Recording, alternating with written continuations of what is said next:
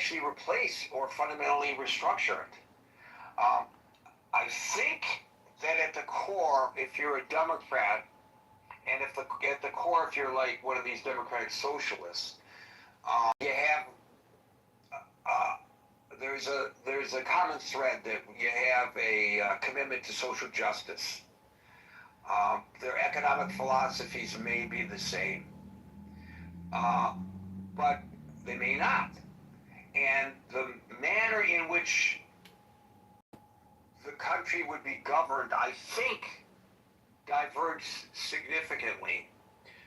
For example, a traditional Democrat views the free market as the primary driver of economic growth, but believes there has to be government regulation. Democratic socialists take it further. They argue that capitalism is inherently exploitive. It's right there in the Democratic Socialists of America platform, which you can see. Go to dsa.org, I think is where it is. It calls for putting large corporations under public ownership. It calls for establishing state-run entities like publicly owned grocery stores, such as the one that Mamdani is attempting to institute here in New York City. You know, it's interesting because grocery stores, and we all know there's a pinch there, but grocery stores operate on a very narrow margin. They are generally not exploitative, especially in communities where there is competition. So there are concerns among the grocery store owners. They may be put out of business. Fine, the Democratic Socialists would say, because capitalism is not properly serving the community. So there's a big difference there. There's a difference in their health care and social safety net approaches. The traditional Democrats are big supporters of the Affordable Care Act. They want to lower prescription costs.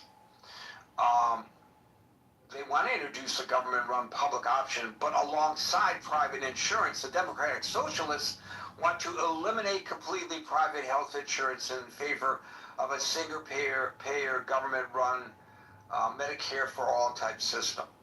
This is a very populist approach by the Democratic Socialists, no question. When it comes to labor and wages, there are some differences. The traditional Democrats might support a federal minimum wage, but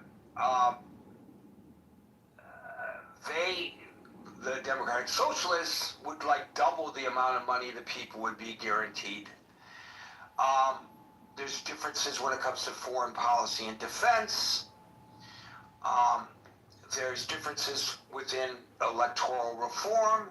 You can read it all. I don't want to get into all the nuances. So the Republicans, of course, are seizing on all of this populist movement. And they're sometimes painting with a wide brush and interchanging the terms socialism and communism. And I think that's very emotive on their part, without question. And while we know that there are major differences in the definition between socialism and communism, if you read that platform, which is embraced by the AOCs of the world, she's on the stump along with Senator Sanders, supporting these candidates. There are overlaps. You know, I've discussed how traditional Democrats want to reform capitalism. Well, both the Democratic Socialists and Communists, I think, share a baseline belief that capitalism is inherently exploitive. Or is it exploitative? I've heard it pronounced both ways. And should be entirely replaced. I've always thought that if you're going to eliminate capitalism, that's a communist philosophy. Both the Democratic Socialists and the Communists believe in collective ownerships of large industries and utilities.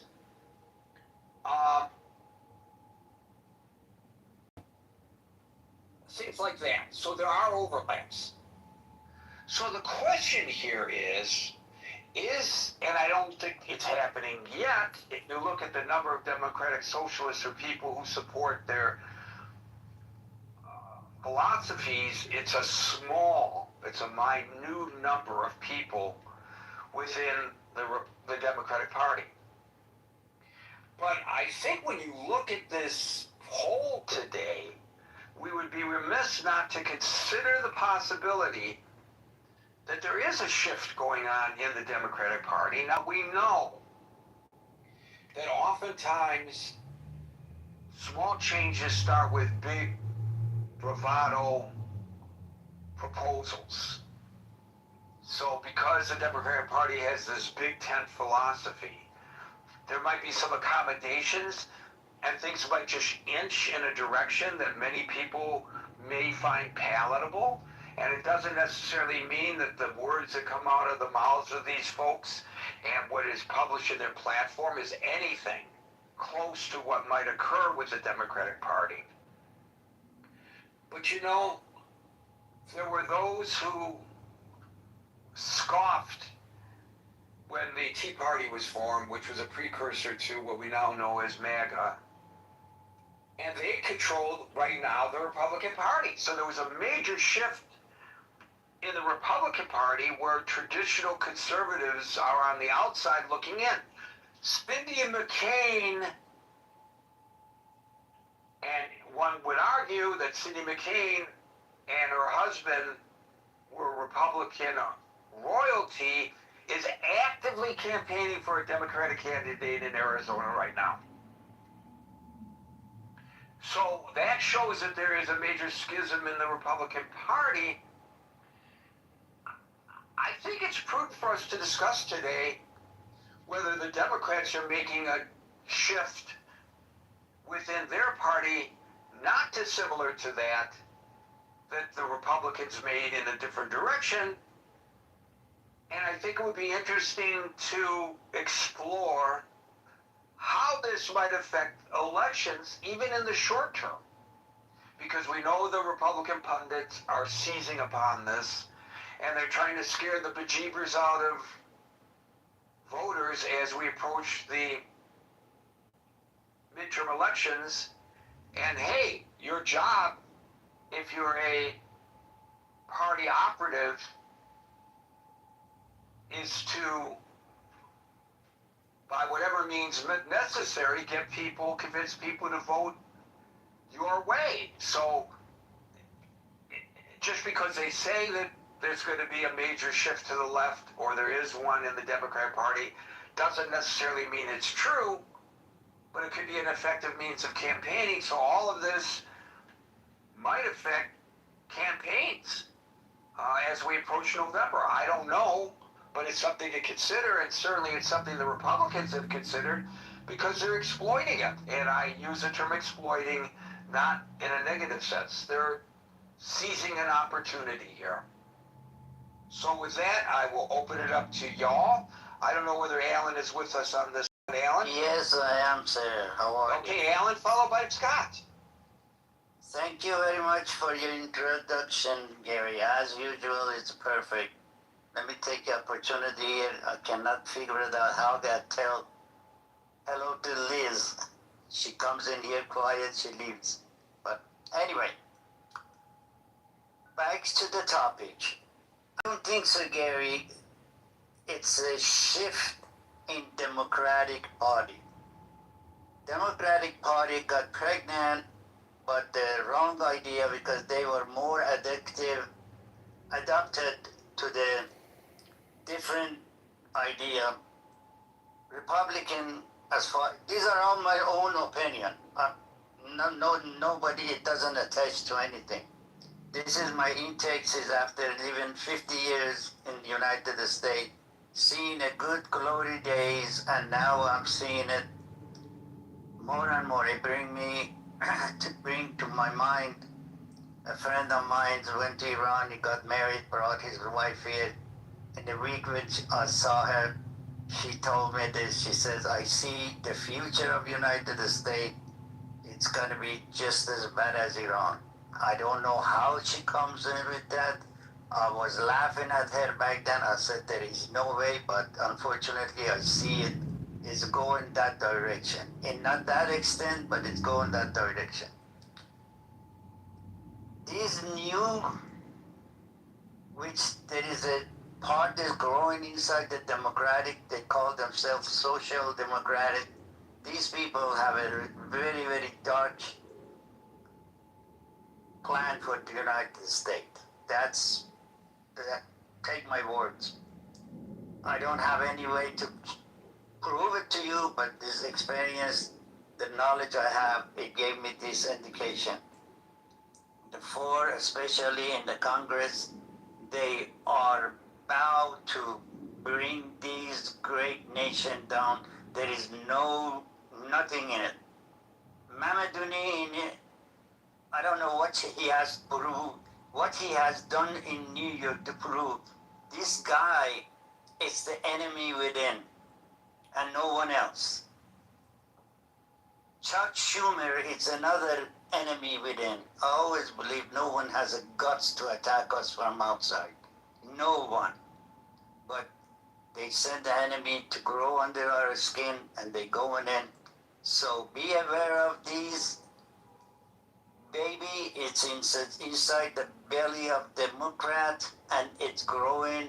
And when it's a monster, it's gonna pop out and only God can save us. Back. Thank you, Alan, and it's always great, to hear from a perspective of somebody who has seen similar changes in their home countries. That's the beauty of our gatherings here. We get so many different perspectives. Thank you, Alan. We'll go to Scott, followed by. Yeah, Gary. Hey, nice to talk to everybody. I'm on the stationary bike right now because 1 Timothy 4:8, the Apostle Paul says physical training is of some value. So eating scriptures today, multitasking. No, I mean, look, I think ultimately the Democratic Party is certainly taking a turn left on cultural issues. Where this is where people like Bill Maher and many others will say the new religion is wokeism, and woke this and woke that. And look, I'm not unsympathetic to these criticisms of my own party. I am probably more of a cultural traditionalist. I don't know if that's the religion in me or what, but so yeah, I'm sensitive to that. I don't think we are in danger of seriously moving left on economic issues. I don't think the party, on the whole, is much different than it was in 2016 on economic issues. You still can't get that 65% of Americans want Medicare for all. You can say that's good, you can say that's bad, you can say it's affordable, you can say it's not affordable. This is a winning issue. I don't know why every Democrat doesn't say, how often do you get a 65% issue? And the majority of Democrats aren't saying, hey, Medicare for all, why don't the Republicans want? It's a winning issue, because insurance companies donate to both parties. So I don't know that look at how much Wall Street money people like Kamala Harris was taking. Who was in her ear at the, running up to in the 100 days? Mark Cuban saying she's too tough on billionaires. And she listened. I don't think that this is the mainstream Democratic Party is just going to go that far left. I just don't. First off, we're too anti-tax for that. I mean, I think if we wanted to even move in a Scandinavian model, right, which is thoroughly capitalistic, in some ways more libertarian economically than we are. Rand Paul has a new movie out where it's a documentary about socialism, and it has the prime minister of Denmark, basically on the film telling Bernie Sanders to stop saying Denmark's socialist, because it's not. It's thoroughly capitalist. It just has a generous safety net, right? And you get things like free college. But people pay for that, right? I mean, the average Scandinavian, it's not like here where, Mitt Romney said 48% of people pay most of the taxes. It's still a progressive system there, but working class people and middle class people pay a lot more taxes in Scandinavia. And arguably they get more for it, right? But we're just not going to do that, right? We are not going to do that in this country. We are too libertarian. We were founded on the tax rebellion. We don't like taxes unless billionaires are paying them. And I'm not saying billionaires shouldn't pay them. They should pay. I'm for progressive tax, severely progressive. I remember when Mitt Romney said, when people doubted his conservative credentials in 2012, he said, I was a severely conservative governor. I don't know how many presidential candidates use the word severely like that.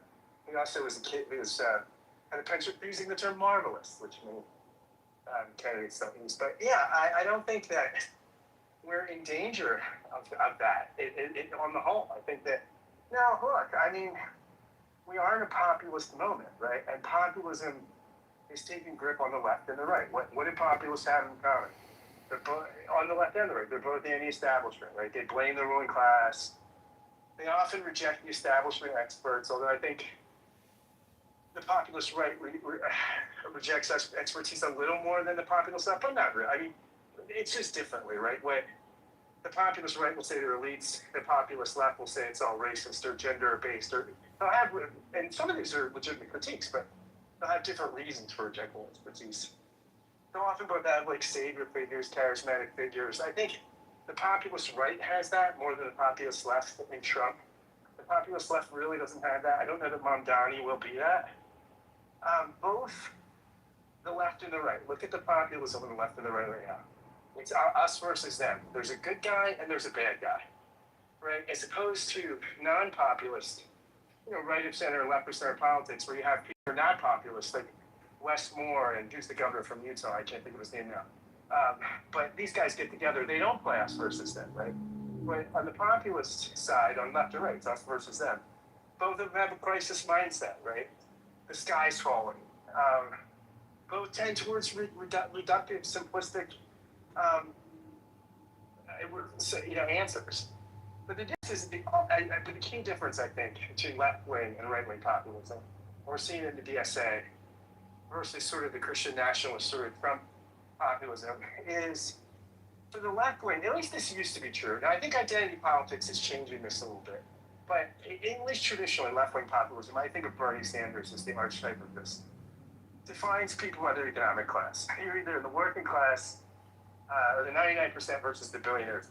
Right-wing populism doesn't tend to talk that classist. It tends to find people by national signifiers or cultural or ethnic identity, or the native born American or citizen versus the immigrant and the outsider. But they have a lot in common. So I think, I think that I just don't think that left-wing populism can impact on as much in the Democratic Party because it's becoming the party of the elite, right? It's funny that Trump wants to take away, the whole SAVE Act, right? Well, more Democrats have passports than Republicans, right? And the states that are lowest in passport possession are all red states, and the states that are highest, the cosmopolitan jet setters, they're all blue states. So I think when you have this elite class, the educated elite, who, Trump is now winning. Trump won in 2020 for the first time, Republican, in, oh God, I don't know how long, won people making under $50,000 a year. Well, Democrats are becoming the party of the wealthy elite. And I don't think those people tend to go for socialism. Now, again, they'll be for social programs, right? But the limousine liberals in New York and LA, they want their shit. And they're not going to, I don't think the party is going to let the DSA that far off the leash, right? Again, Marshall spoke of this. You might get some election victories in deep blue districts, right? Like in Mamdani or somebody. But some of this, too, is so cultural. Look at how much the friggin' DSA, I bet you the average Democratic Socialist talked more about cops and Palestine. Oh, my God. Palestine. You heard more about Palestine and Israel than you did about Marx, Engels, or socialism or socialism as a transitional state to classless society or anything like this. Well, clearly Mamdani is obsessed on this issue, isn't he? Yes, and so was the woman in Colorado. Look, this is very different than a Bernie Sanders who represents a kind of more classic socialism that sees race and ethnic divisions and things like this as a tool of the elite to pit the working class against each other. So that's just interesting. I'm not dismissing that there's left-wing populism out there, and that but I just don't think it's going to take over the Democratic Party because somebody's got to pay for shit. somebody's got to pay for lawn signs and expensive Facebook ads and TV time, stuff like that.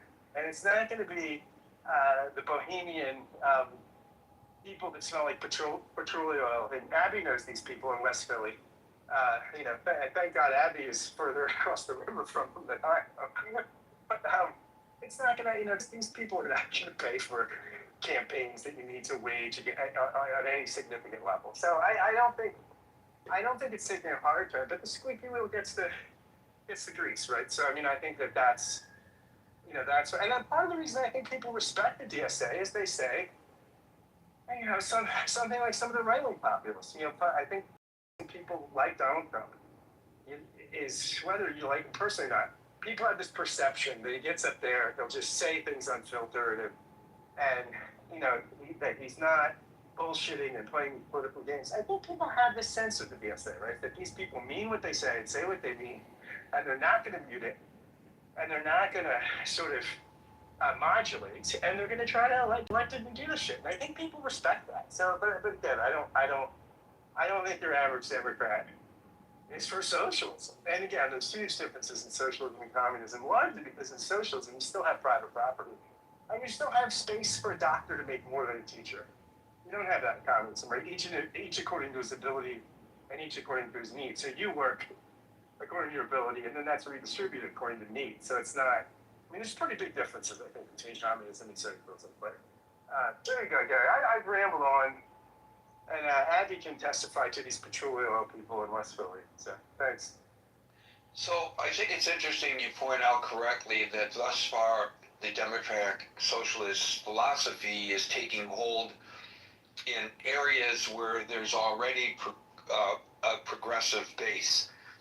But we are going to see people who run on similar platforms in areas that are atypical with regard to folks getting elected who have progressive philosophies. And I think that will be a better barometer.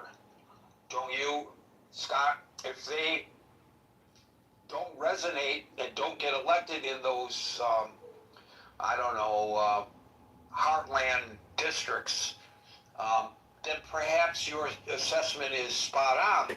But if some of them do get elected, would that not be an indication of a significant shift in the public perception of government? Yeah, I think so. And Abby can speak to this, my buddy. But here in Pennsylvania, John Fetterman, if he doesn't get primary, because he's not popular with the Democrats, but he's above water with Republicans, right? I think if he doesn't get primaried, out of spite, John Fetterman could easily get reelected. And he'll get through a lot of Republican votes. I don't think you put a DSA person, or even somebody DSA adjacent, if they manage to beat Fetterman, they would lose by about, I'll let Abby Marsh bank it out, by about 2,000% in Pennsylvania. It doesn't play in Pittsburgh or even suburban Philadelphia. Again, maybe in West Philadelphia with a petroleum oil, but I don't think the appeal is beyond it. So is West Philly like the Upper West Side of Manhattan? It's sort of the hippy dippy people that are not as into grooming as the rest of us. And you find some Marxists. There's a Marxist anarchist. Well, maybe they're more like sections of Brooklyn than they are on the Upper West Side. Gotcha. Not familiar. Maybe I should take a trip out there to check it out. Thank you, Scott. We'll go to Abby, followed by Chip. Okay, so a quick understanding of West Philly. It's where University of Pennsylvania is, and also somewhat Drexel. And so it's attracted a lot of intellectuals over the years, but I wouldn't liken it to the west side of New York. And actually, in the Jewish community, we're dealing with a very bad renegade temple that's there with a rabbi anti-Israel, very, very strongly so. Are these the Reconstructionists, Abby? Yeah, I can't even, I'll start to get upset if I start talking about it. I mean, it's got the whole community whacked. But not to talk about West Philly, but I agree with Scott. Fetterman probably will get primaried. The question is whether he'll run as an independent or stay, as a Democrat. And I agree with Scott in that state. I don't see a DSA person taking control. I did want to, you're going to be shocked that I'm going to talk about this, but I actually wanted to point out, as a Republican, I wanted to point out the good Democrats. And the Democrats, and I wish there were more, and that's the point I want to make, of the 15 members of Congress that signed a pledge, and it was called the Promise to America. It was put together by Tom Suozzi and Adam Gray. There were several issues. I mean, there's the signatories. You can Google and read them. Josh Gottheimer was a signatory. My congresswoman was a signatory. And it was a statement from moderate Democrats. Basically, you can read it. It's not that long. I'll put it in the chat. But it was capitalism over socialism, and fostering a more competitive economy, safety and secure borders, and talking about having a proper immigration system and safe borders, fiscal responsibility, and free speech, but in embracing moderation and democratic pluralism, and rejecting political extremism. It goes on with other subjects in the Pledge to America. I think what's important is to see that it was only 15 members of Congress that signed this, and many might have been concerned in their re-elections how things will be perceived. I do agree that the Israel-Palestine issue has become so front and center, and I agree with also I'm thinking about what you just said, Gary, because places like Michigan are really going to be the litmus test, not a district in Colorado that's a plus 50D district, but more so the state of Michigan, and to see how someone like Haley Stevens, who is a moderate Dem, is going to play out against a DSA very, very strong proponent against Israel, and making that subject front and center for the DSA. I live in a state that our federal representatives, but for one, are all Democrats. Our 2 senators and our members of Congress, they are all moderates. And the DSA at one point took over our state party. At that time, one of our senators was up for re-election. She pulled her money out of the state party and said she wanted no connection with it whatsoever. Basically, all the federal representatives pulled away from the DSA-controlled state organization until finally they voted those people out. And as a result of voting them out, the state Democratic Party reflected more what the representatives are like. So, and again, that's in Nevada and what happened here. But there are pockets and areas that it has taken over, and it's of great concern. I mean, even in our state, there's a few that got through in the primary, and we're going to have to deal with them in the general. From a Republican standpoint, I mean, some Republicans see it as a gift because they see it as an easy win against these policies, especially the very extreme ones that believe in no military, no police, no prisons. I mean, you can go through the list of some of these positions that they've taken, and it may bode well in those areas in Manhattan or in Colorado, or even where Rab won in the West Philly, but it won't bode well, I think, nationally and in the middle of the country. I don't see it. What's going to be interesting, and I don't know, someone is going to have to help me when this election is, the Cori Bush, Wesley Bell election, which is also going to be a test in St. Louis as to whether someone who's DSA running solely on the issue of the Jews and Israel will beat I don't even know if I'd call him a moderate. August 4th. I just looked it up. August 4th. Yeah. So I think that's also going to be a test of it. I think you really have to look around the country at these primaries in the more central part of the country. But, you know, from the Republican standpoint, of those races, it's where it's not a D plus 12, but it's a more competitive, battleground race. It will work well for the Republicans. I just, but there are these moderate Dems. Many Republicans will support them and will support their elections. Someone like Richie Torres, we write checks to and we support. And we hope for more of them. We hope that those voices are loud in the Democratic caucus. And for the senators also. I mean, I'm very proud of my two Democrat senators that stood out on that Bernie Sanders vote and, are moderates. So that's sort of a perspective from a Republican / I like a good Democrat voter on this. Thank you. Now you mentioned the El Sayed Stevens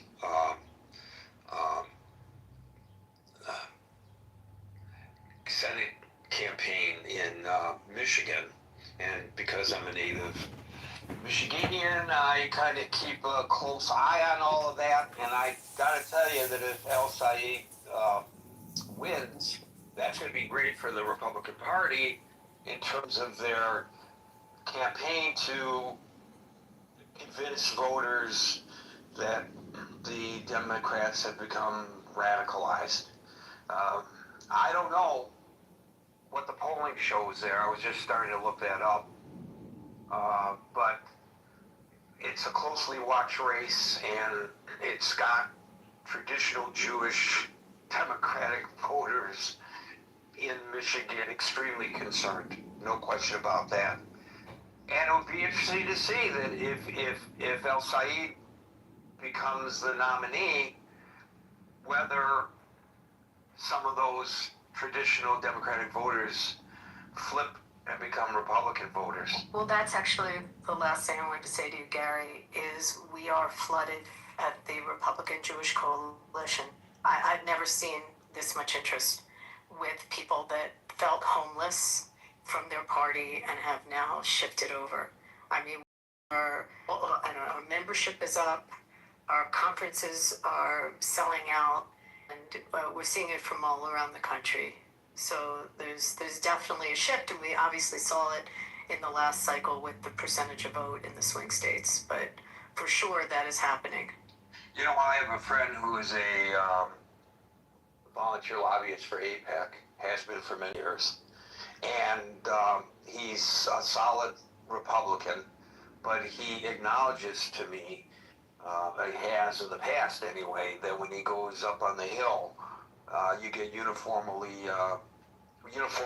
support for Israel from Democrats and Republicans. That's starting to change. Now, some people might say this is a reason to embrace the Democratic Party, but a lot of people who you and I know think otherwise. Thank you, Abby. We'll go to Jim, followed by Steve. Hey, Gary. Thanks a lot for bringing me up.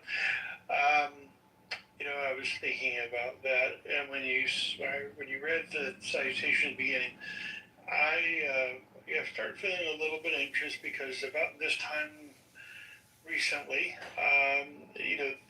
the party did that, and Kamala came, and I like Kamala a lot, but I felt like moving too far to the left alienated our center folks in the Democratic Party, of which I'm one of them. It didn't alienate me. It annoyed me that they waited so long, and I was afraid that there was some foretelling of what was going to happen because of that. But what I'm concerned about, and what makes me a Democratic socialist, is that I see what's happening to our social safety net and programs like IDEA, where there's current litigation, Texas versus Kennedy, which is undermining the Individuals with Disabilities Education Act of 1970, which is the Rehab Act of 1973 amendment, or the amendment to the Rehab Act of 1954, the amendment of 1973. And if I was confusing anyone saying that, please let me know. But what I worry about is that if we go AOC, I mean, I've heard people go off about AOC, but when I've seen interviews with AOC, she didn't sound crazy to me. I know there may have been some performative things that, as a man who's blind, I may have missed. And there may have been some other things that happened in Congress that I didn't quite understand, or may have been blown out of proportion. But to me, she seems like she's got her, her stuff together. To me, she's not an idiot. So it would be interesting to see if she goes further on up the ladder in American politics. I'd be interested to see that. There's some other younger leaders, which I think both parties need, but, I mean, the passing of Lindsey Graham, I think slowly but surely, even the Republicans are realizing that you need to get some more young blood, because if you don't, there's, the party's going to dwindle. So I don't have a lot to say today except for those things, except, like I said, I hope, as a moderate, that we don't go too far left and scare everybody, and that we do pay attention to the fact it's great to be the land where business can start up, and you can be, whoever or whatever you want to be in a country, and not have either a rigid or, invisible caste system like a lot of countries do. But, man, I would just hope that we don't go too far left, and then we have what happened again, as they say, oh, well, we've learned to deal with crazy. So crazy is what's familiar. And so we really don't want to change. And that's pretty awful, but we've dealt with crazy so much that, I don't know, that I don't want us to become immune and not realize that crazy really is crazy. And if there really is some sanity left in the world, I'm done speaking. Thank you. So I think you're correct that the both parties are looking for young blood. They have to look towards the future. The demographics are shifting in the nation. The baby boomers are dying off. There are new ideas. There are more attractive candidates that may be formed more so than substance. There's no question about that. But the issue here is not whether AOC, for example, is intelligent or not. The issue is she espousing philosophies that we would like to see embraced by a future president of the United States, given the polling today, which puts her way out in front among potential candidates for presidential, for the nomination for the Democratic Party for president. Thank you for that, Jim. We'll go to Steve, and then we'll give Marshall a chance to get acclimated and come back to him. Fucking faggot, Marshall, run, get Gary, me. I slightly disagree with the analysis so far, and not really disagree, but I think there's a slight edge to this, and I think the edge is this. I think the Democratic Party, as a party,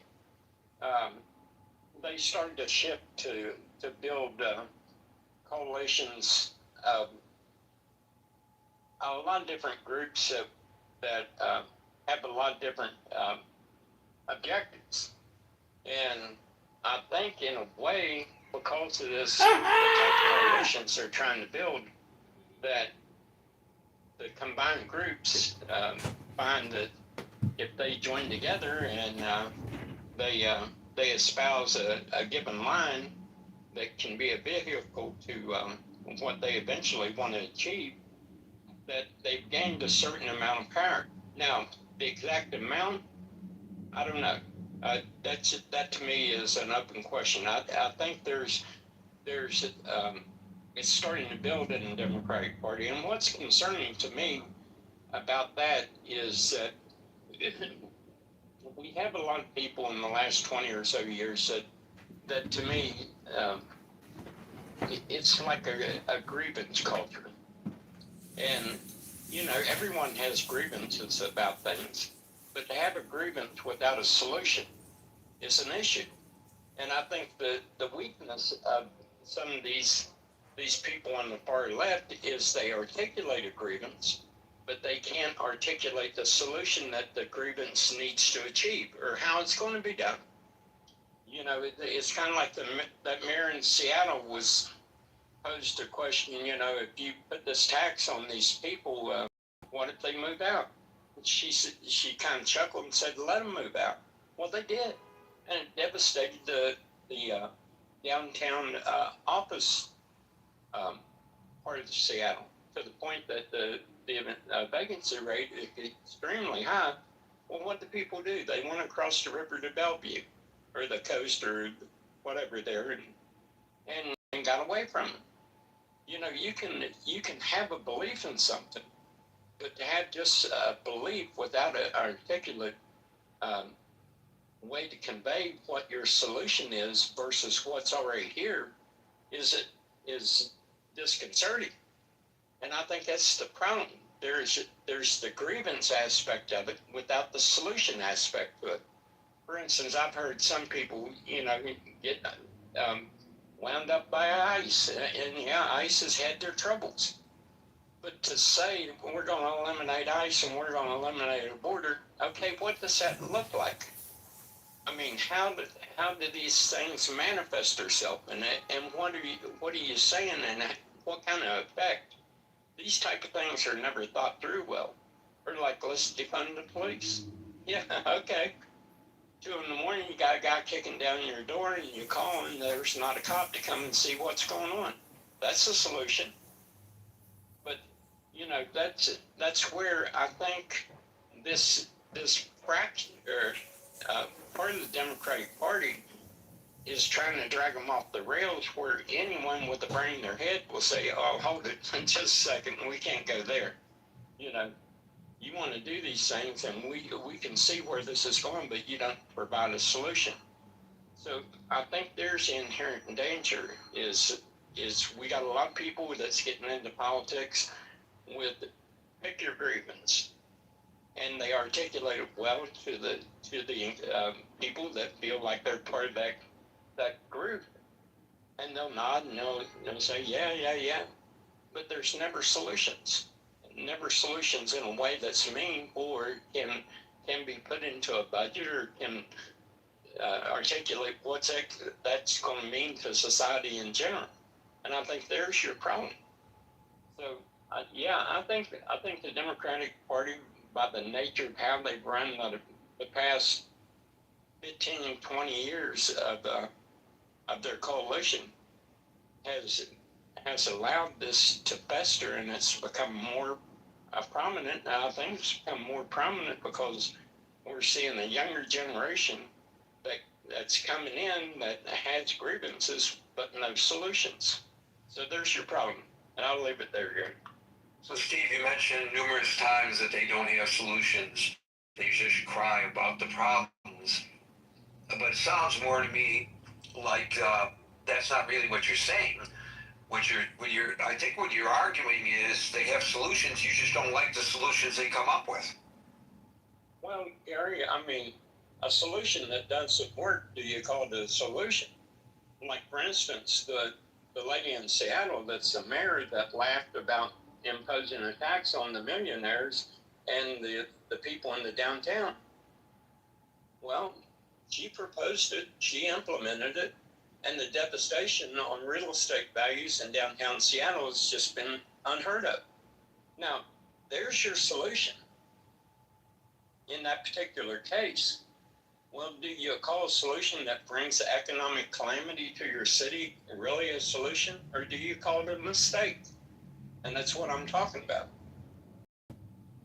Thank you, Steve. We'll go to Marshall, followed by Les. Hey Gary. From my particular observation post from the outside looking in, yeah, it looks like they're encountering what the Republicans encountered when we moved right. It seems like they got a hard left turn in their party. So I don't know what you do with that, but it does seem like they're facing that. How does that, if in fact is the fact, or even if it's just the perception, affect elections?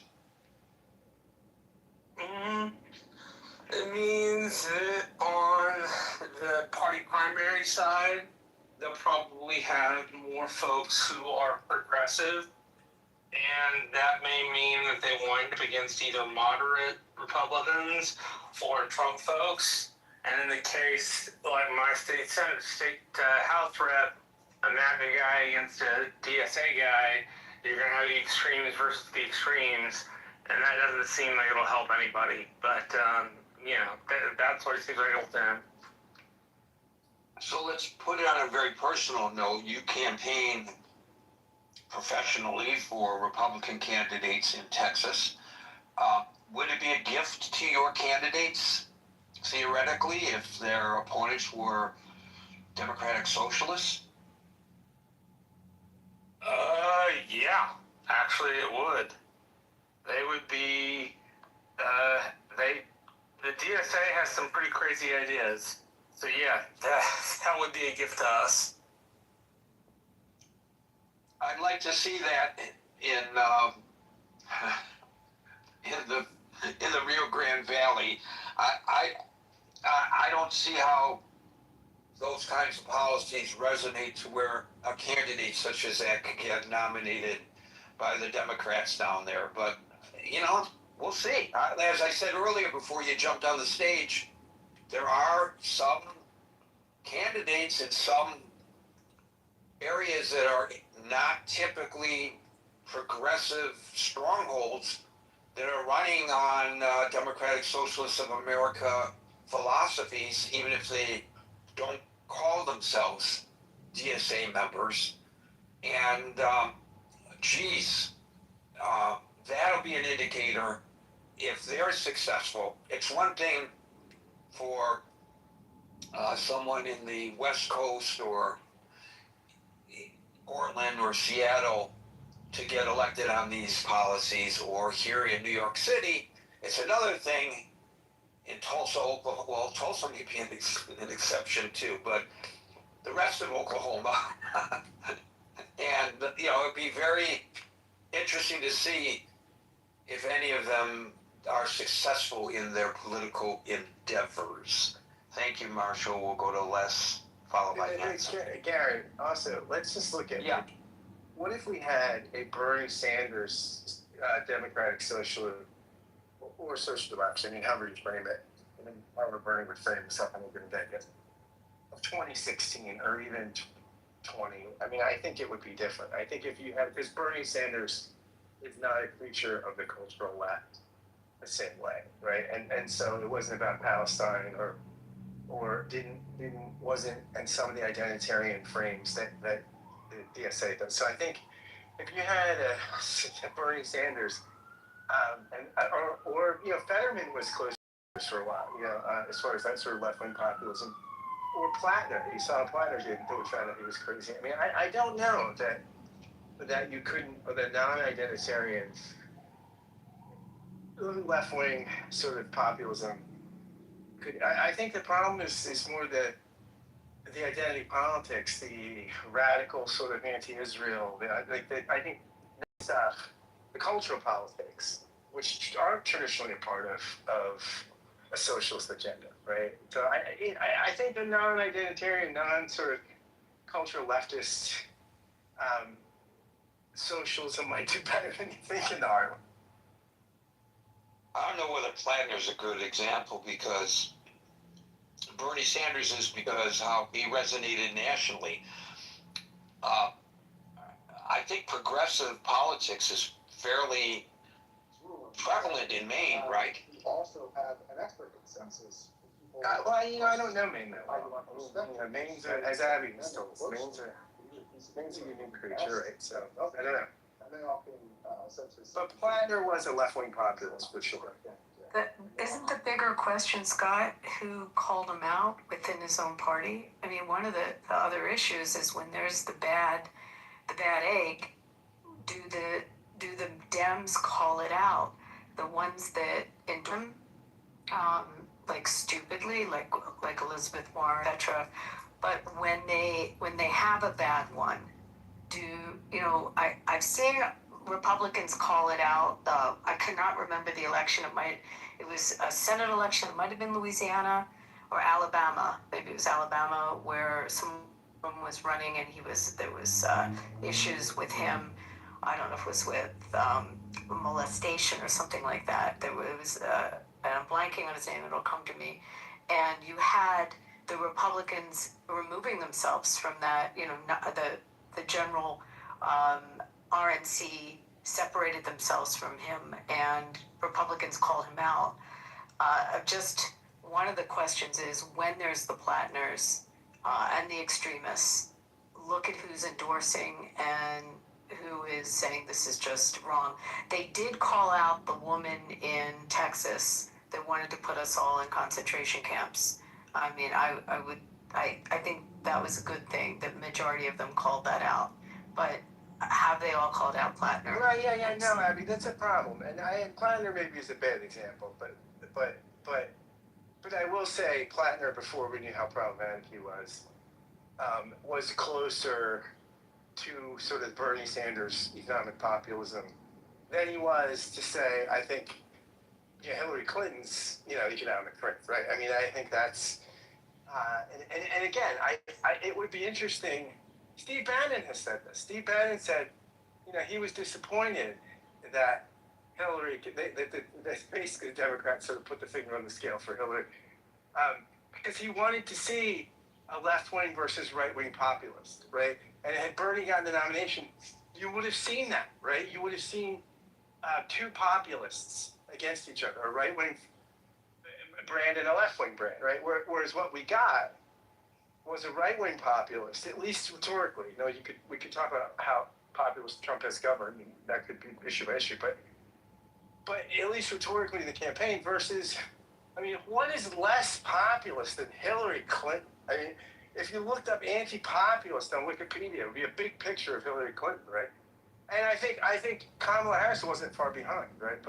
But again, the problem is we have this left-wing populism that's so culturally alienating. And I think if you had Bernie's left-wing populism in 2016, it would speak to the heartland. I mean, again, Fetterman wasn't far from that when he got elected. Bernie was campaigning with him. But Fetterman wasn't crazy culturally, right? So, these are the issues I think. That is the thing I fear, is I fear that the party, I don't fear the Democratic Party gets dragged to where the DSA is economically. It's not going to happen. Just because, again, the donor class, these people, look at how much, when people used to say to me, Obama's a socialist. I would say, look, Wall Street people don't give money to socialists, okay? The issue is not the economic stuff, it's the cultural stuff. It's that the DSA would infect the party culturally. And then you see it now. We talk about Israel a lot, but look at the J Street position now. The J Street position, which used to be sort of like, I hate Netanyahu, but I love Israel. And it's kind of, that's become like a hardcore right-wing position now. That's the most extreme right. That's even untenable now. What do you even have? No. First of all, they never embraced Israel. But this is not what the room's about. But no, I have a lot to say about J Street. So okay. Well, let's mix that. And by the way, it was Roy Moore that I was thinking of. That Mitch McConnell removed himself from, and the head of the RNC. And the president, everyone separated themselves from him. Well, that's why Franken got torpedoed. because it was in response to war and more. So like Democrats thought we have to police ourselves, and Franklin was the guy of the hour. But no, I just think that like look at Israel, right? And now that like with the dance Rahm Emanuel has to do, that is what scares me. Is that you'll get this rhetorical stuff becoming mainstream. The abolish the police, it's stuff that I think is never going to happen, but it's stuff that rhetorically infects a party, right? And I think if that sort of rhetoric, those sort of cultural politics become mainstream, that's going to hurt the Democratic Party. Again, I don't think any mainstream Democrats ever going to be a socialist, just because you're not going to get enough money to get elected. People with money don't want socialism. You got to get elected. But the cultural politics, the limousine liberals buy into that shit sometimes, and that will be the death of the party. I think one aspect of this that we've not discussed that's very important, or the equation that's now been raised, has to do with Donald Trump. Plattner, every vote for the Democratic Party for the U.S. Senate is so vitally important to the party that they set aside what's right for the expediency because they are so focused on the possibility of gaining control of the Senate in order to hold Donald Trump in check. And so they tried their best to stay with Plattner as long as they could until it was so untenable they had no choice. And then they scrambled to determine who would be a palatable candidate who could, in short order, become the nominee and then potentially the successful candidate in that race. And so I look at the Al Said situation in Michigan, which just drives Democrats crazy. And I saw an interview with Joe Crowley, the former congressman who got upset by AOC because he didn't have his eye on the ball in his district. Very powerful member of Congress. Should not have lost his reelection, but he got primaried out because he wasn't paying attention.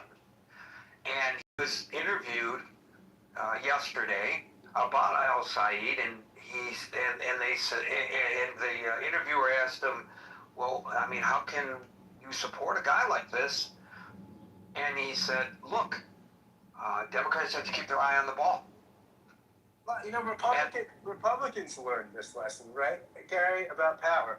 You know, somebody like Lindsey Graham said said about Trump in 2016 when he was running that Trump was a race-baiting, xenophobic, religious bigot.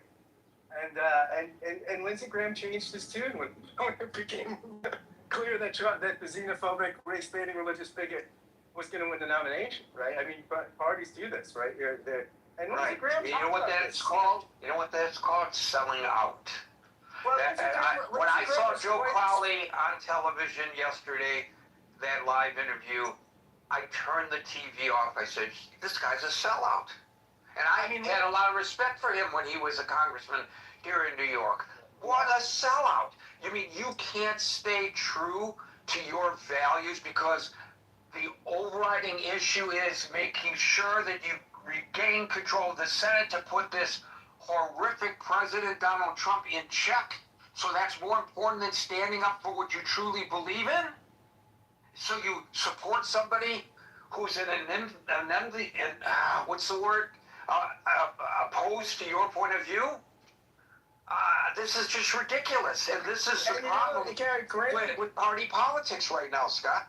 It's come out quite, in a lot of interviews and stuff, post Lindsey Graham, that this was calculated by Graham, right? That he didn't really change his views necessarily. He just wanted to be relevant and powerful and thought that he was probably better off closer to the president than far away. So he didn't really change his views on Trump. He just changed the way he dealt with Trump. And so, parties do this. And you're right. I think it's sad, but it's people are. What is Steve Appel, my friend here said? The number one goal of a politician is to get elected. The number two goal is to get reelected. And so often you see this kind of hypocrisy, or at least a lack of conviction. But, you know, this is the nature of the game. Indeed. Les, followed by Hans.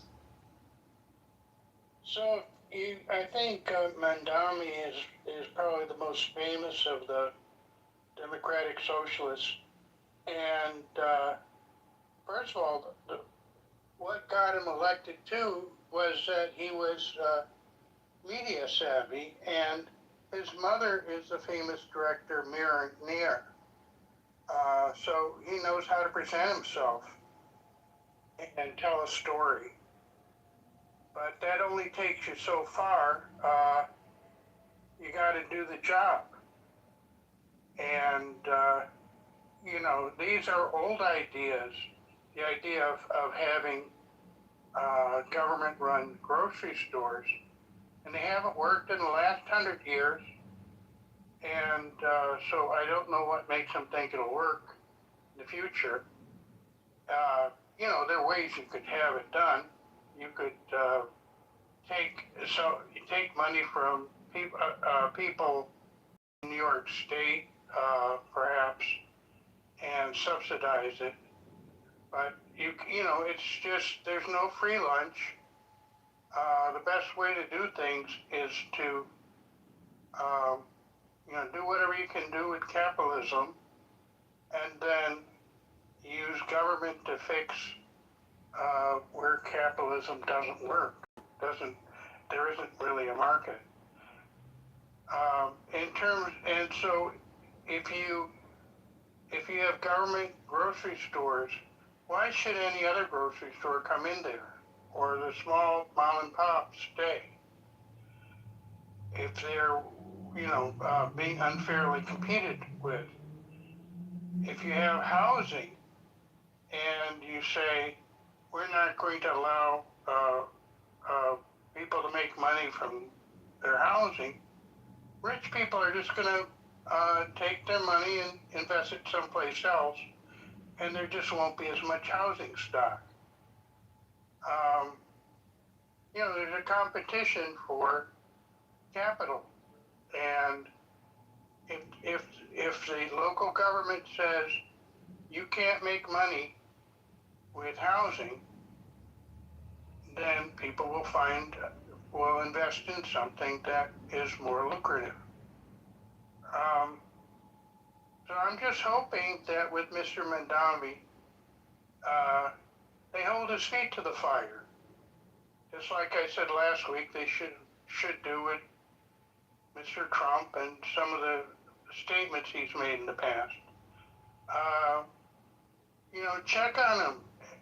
Just have newspaper stories, and 3 months from now, just put a, you know, just see how that's going.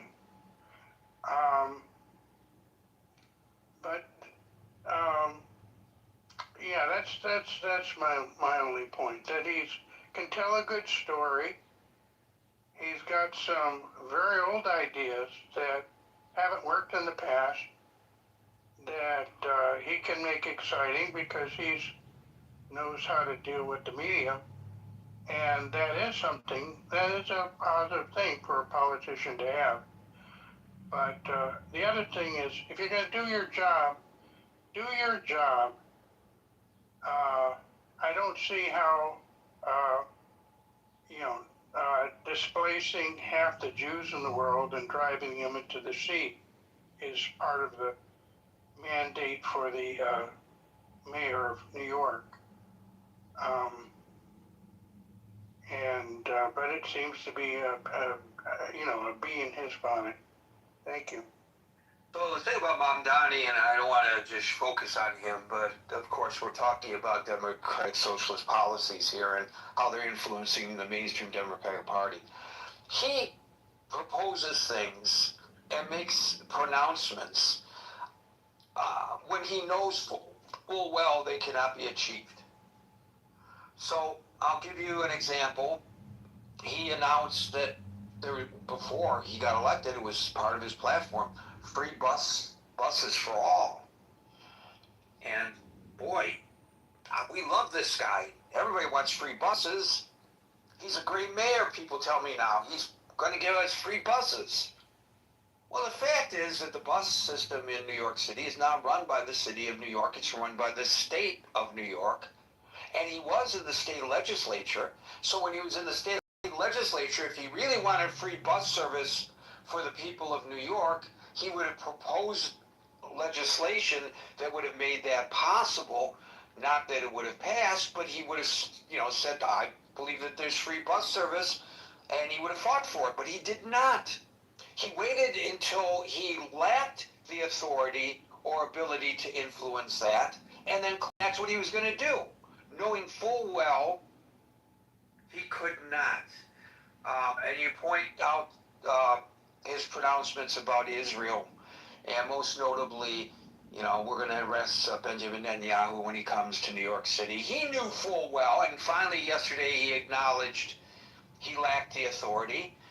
He knew full well he lacked the authority to arrest Benjamin Netanyahu. And furthermore, when he issued a video statement yesterday in which he acknowledged that, but he called upon the United States government to arrest him, he knows that they lack the authority. Right. They lack the authority because he's going to be here for the UN General Assembly, and the agreement between the United Nations and the host country is that anybody credentialed arrives and leaves along with their family members unimpeded. That's the agreement that dates back decades. You do not have the authority, even if you had the desire, as President of the United States even, to arrest the most despotic dictator who comes in September to New York City. You do not have the authority to do this. In fact, the only restrictions that the United States government can put on a UN credentialed diplomat is that you can require that they not travel beyond 25 miles of UN headquarters.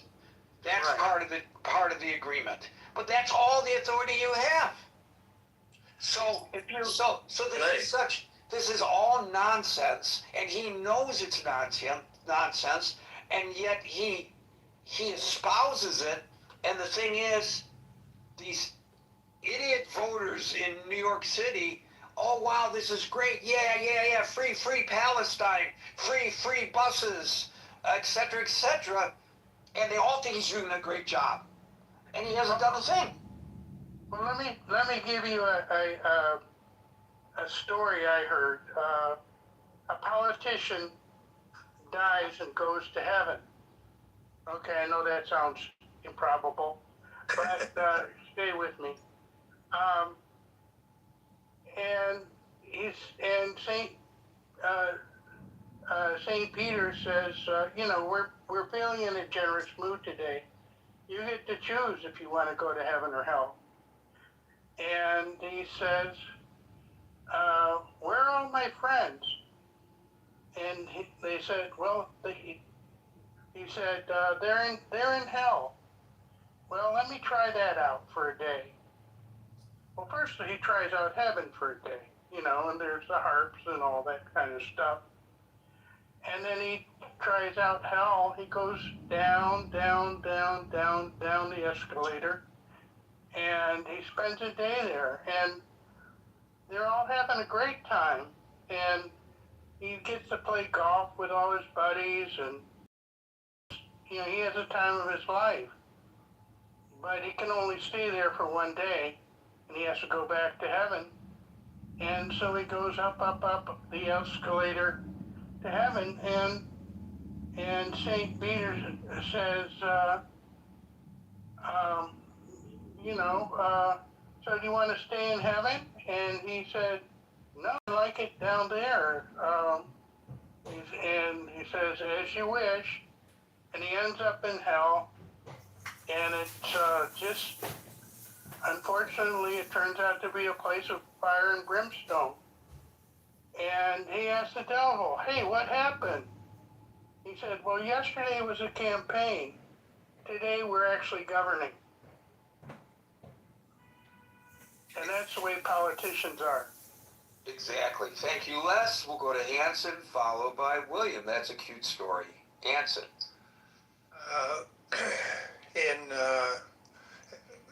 Ever since 9/11, we started with Bush too, and we had a 8-year administration that was to the left, to the right, but not radically so.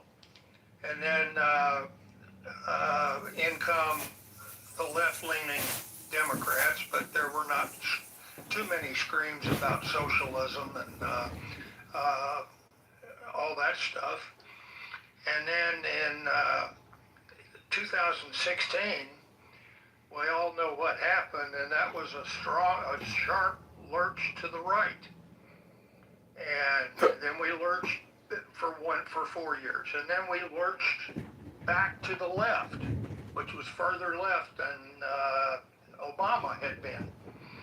And then here we go, another 4 years, and we've lurched back to MAGA on the right, which sometimes borders fascist.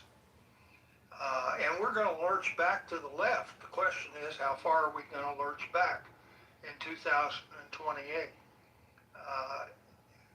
Where they at least have some fringe elements that talk like and act like communists.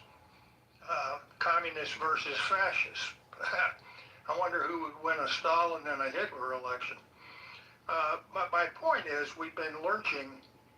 We have not been smoothly governed, peaceful and progressive, and always on the upward slope of improving the lives and conditions of America. We have tried to put dotted lines and lurch to nirvana, make America great again. And then we're going to lurch in the absolute opposite direction, and government is going to take over. Government's going to run society. They're going to nationalize companies. They're going to have government-run healthcare, government-run blah, blah, blah. All that is lurching.